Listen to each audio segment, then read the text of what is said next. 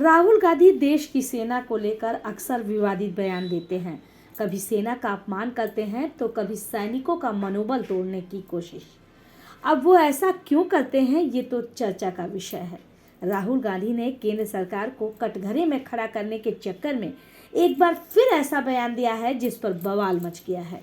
राहुल गांधी ने कहा है कि सरकार ने अग्निवीर योजना जांबाज सैनिकों का अपमान करने के लिए बनाई है। कांग्रेस नेता राहुल गांधी ने आगे कहा कि अग्निवीरों की शहादत को मानने से भाजपा इनकार कर देती है और इसके बाद उनके परिवार को न तो पेंशन मिलती है न ही कोई अन्य लाभ। राहुल ने अपनी इस पोस्ट के साथ सियाचिन में ड्यूटी के दौरान जान गंवाने वाले अग्निवीर गावते अक्षय लक्ष्मण की तस्वीर भी शेयर की। सियाचिन में तैनात अग्निवीर अक्षय लक्ष्मण की एक ऑपरेशन के दौरान जान चली गई थी। राहुल गांधी का अग्निवीर पर यह बयान सिर्फ भ्रम फैलाने और सैनिकों का मनोबल तोड़ने के लिए था, लेकिन उनका इस बार भी ये दांव उल्टा ही पड़ा। सेना का मनोबल न तो कभी इस तरह के उनके अनर्गल बयानों से टूटा है न टूटेगा। उल्टे इस बार भी उनकी देशव्यापी फजीहत ही हुई। भारतीय सेना ने राहुल के इस पोस्ट पर कोई टिप्पणी नहीं की, लेकिन एक्स पर एक पोस्ट के जरिए ये जानकारी जरूर दी कि अग्निवीर अक्षय लक्ष्मण के परिवार को 1 करोड़ रुपए से ज़्यादा की मदद दी जाएगी।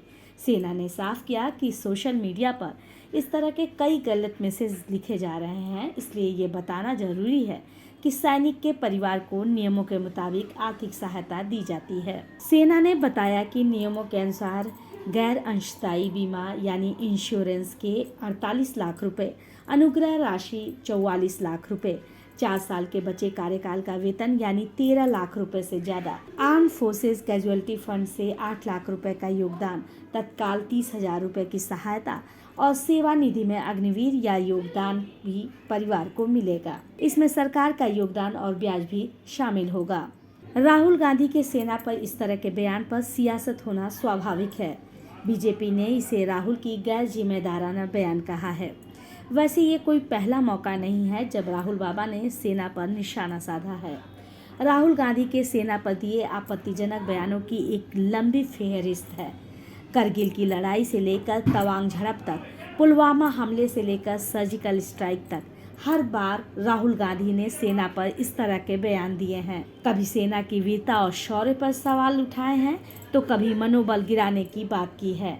दरअसल मोदी विरोध करते करते अक्सर वो ये गलती कर बैठते हैं और भारतीय सेना को लेकर कोई न कोई विवादित बयान जरूर दे देते हैं।